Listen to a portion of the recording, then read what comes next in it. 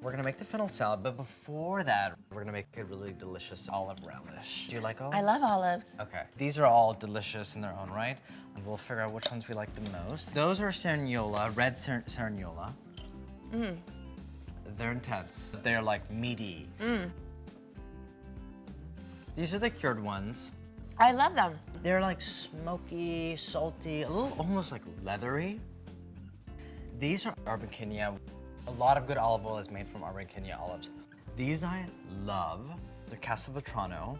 They're probably the most mild out of all of the ones we're tasting. Really, really good. And then these ones, And those are Picholine. like a little lemony. I really love both of those. For the fennel salad, we're using Picholine olives. They're really mild and buttery. I'll just take the side of my knife and I'll just crush like that.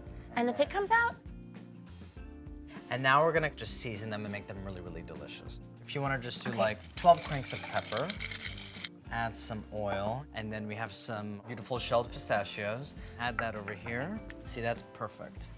Oh, that looks good. I'm gonna add a little bit of salt to this. Just a tiny bit of red pepper flakes, just to kind of add a little bit more heat. And lemon zest.